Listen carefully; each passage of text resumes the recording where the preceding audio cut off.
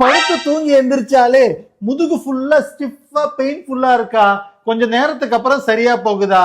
அதே மாதிரி ஏதாவது ஒரு வேலை இருக்குன்னு கொஞ்ச நேரம் உட்கார்ந்ததுக்கு அப்புறமா ஒரு அரை மணி நேரத்துக்கு எந்திரிச்சா நேரா நிமிர்ந்து நிக்க முடியாம ஸ்டிஃபா பெயின்ஃபுல்லா இருக்கா? ஆனா கொஞ்ச நேரத்துக்கு அப்புறம் சரியாகுதா? வாங்க சரி பண்ணிடுவோம். இந்த மாதிரி குழந்தை தவழ்ற மாதிரி முட்டி போட்டுக்கோங்க. கையை முன்னாடி எவ்வளவு தூரம் கொண்டு போமோ கொண்டு போயிட்டு பின்னாடி குதிகால்ல நம்மளோட பம்ப் இருக்க மாதிரி உட்காருங்க. அப்படியே hold it for 10 counts. Forward வாங்க, மறுபடியும் 10 கவுண்ட்ஸ் பண்ணிக்கோங்க. காலை இது மாதிரி மடக்கி செஸ்ட் கிட்ட புல் பண்ணிட்டு ஒரு 10 செகண்ட்ஸ் ஹோல்ட் பண்ணிட்டு காலை மாத்தி மாத்தி பண்ணிக்கோங்க. காலை இது மாதிரி தூக்கிட்டு கையை சைட்ல அகட்டிட்டு இந்த மாதிரி கீழே தர வரைக்கும் கொண்டு போயிட்டு அப்படியே ஒரு 10 செகண்ட்ஸ் ஹோல்ட் பண்ணிட்டு கம்பேக் வந்துக்கோங்க. போட்டுட்டு நல்லா செஸ்ட்டை நோக்கி நல்லா புல் பண்ணி ஒரு 10 செகண்ட்ஸ் ஹோல்ட் பண்ணிக்கோங்க.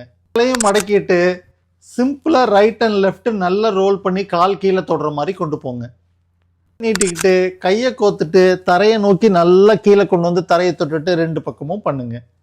நிக்கிறப்போ நம்மளோட ஆன்டி கிராவிட்டி மசில் கண்டினியூஸா வேலை செய்யறதுனால ஹைப்பர் டோனிசிட்டின்னு சொல்லுவாங்க.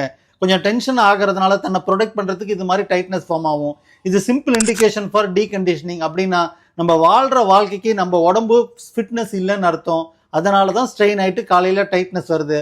அப்ராப்ரியேட்டா எக்ஸசைஸ் பண்ணுங்க. நீங்க வாழ நினைக்கிற விரும்புற வாழ்க்கைக்கு ஃபிட் ஆயிட்டு ஹெல்தியா வாழுங்க. Just for the information, doctor Ram physio.